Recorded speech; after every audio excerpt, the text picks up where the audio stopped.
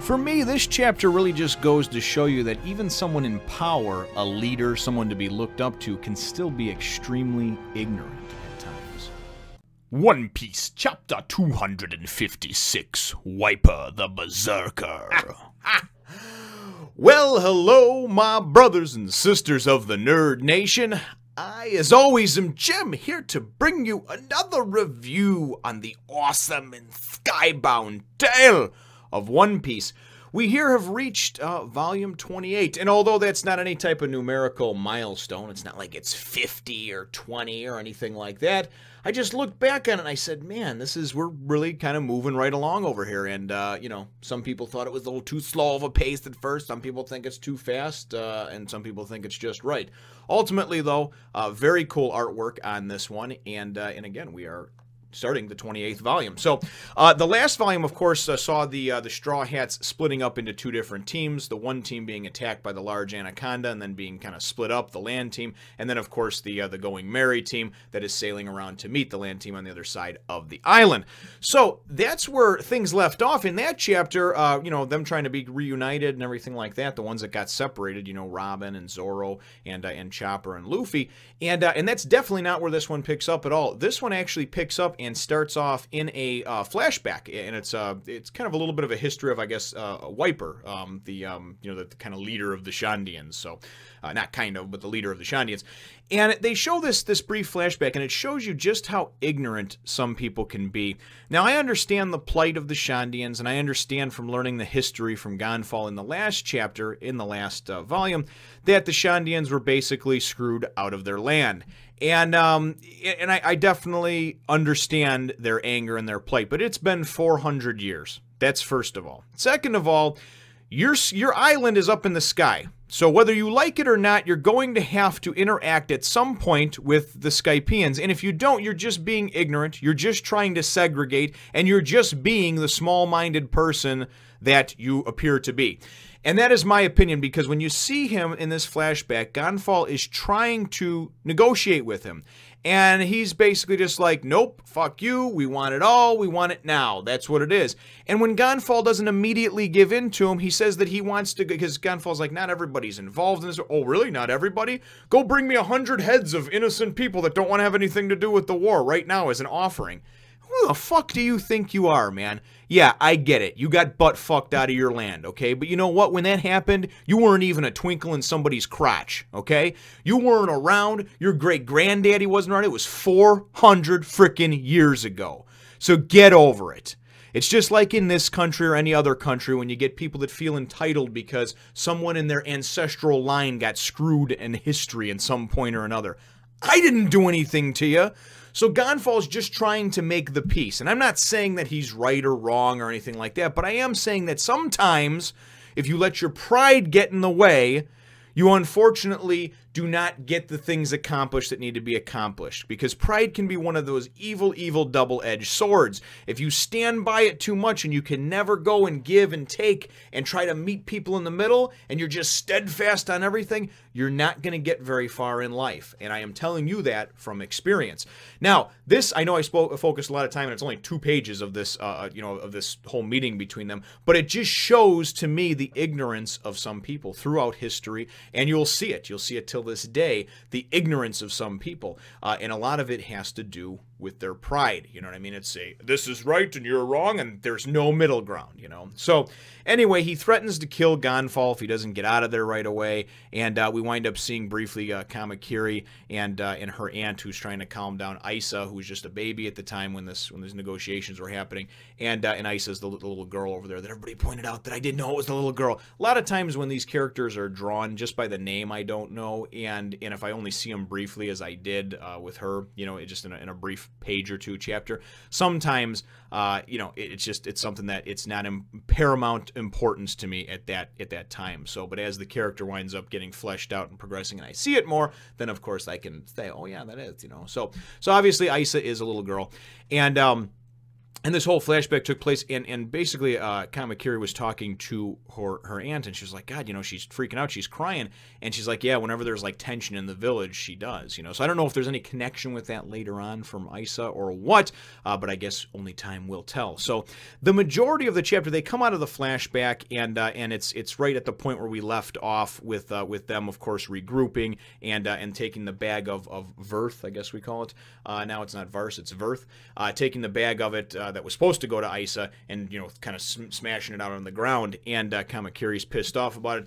And what Wyper winds up saying is he's like, listen, I'm not going to hold it against anybody that wants to turn back now, but if you go from this point on, it's ride or die, okay? We're not going to be able to stop to pick up the fallen and regroup and everything else.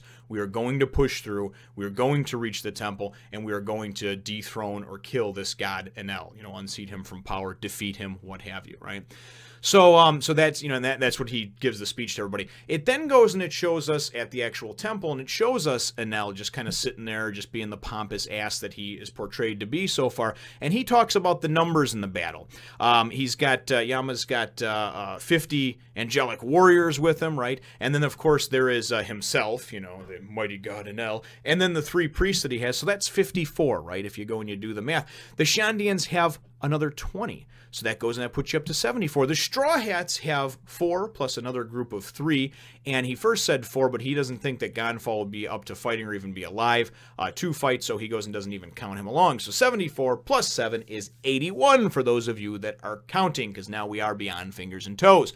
And really what this is it just kind of serves as to show just kind of how he is. He's just this brutal tyrant that doesn't seem to care about anything. He makes it into this game. He talks about it as if it's like a sport. He asks, excuse me, some of his underlings, you know, what do you think? Who do you think's going to win? How many do you think are going to fall? One person doesn't want to answer. The next one does answer and says, well, I think that this many will fall and this and that. And then he says, oh, no. And then somebody asks him, well, oh, great Enel, what do you think? How many do you think are going to fall, you know? And he says, at the end of the day, I think there will be 5 left standing, you know? So I don't know if he's counting himself as 3 priests. I don't know if he's foreshadowing something with his mantra, or he's just being a pompous ass. I'm not really sure. But it just kind of serves to show us just sort of the disconnect from reality that he has, because he's sort of just playing it out like it's a Hunger Games type thing, right?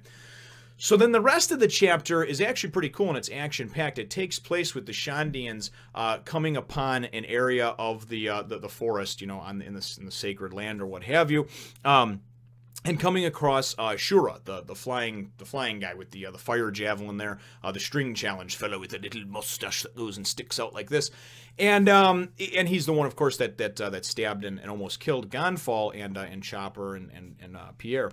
So he appears, and he appears right after everybody is getting kind of caught up, and all of a sudden they can't move, just like Ganfal did. And we did not know what was going on at the time, but it then is explained that ever since they entered this area, there's only a 3% chance of survival, but there's all these invisible little microscopic-like strings that are not, you can't see them to the naked eye. They're nothing, right? There's nothing there. However, they've been kind of getting intertwined in them as they move through. They're very strong, and they've been getting, you know, trapped in them ever since they got into the area. So it's kind of cool because you go and you see, well, first of all, it feels kind of hopeless, and you're thinking, oh my God, really? The 20 Shandians are already screwed, you know? So as they're caught up and everything like that, they're like, one person didn't get caught in your string challenge trap, you know? And they're like, Wyper! And Wyper comes flying in, you know, and just, you know, just clashes with them, right? And as he goes and clashes with them and he hits, he's like, nobody can take me out in an aerial battle, you know?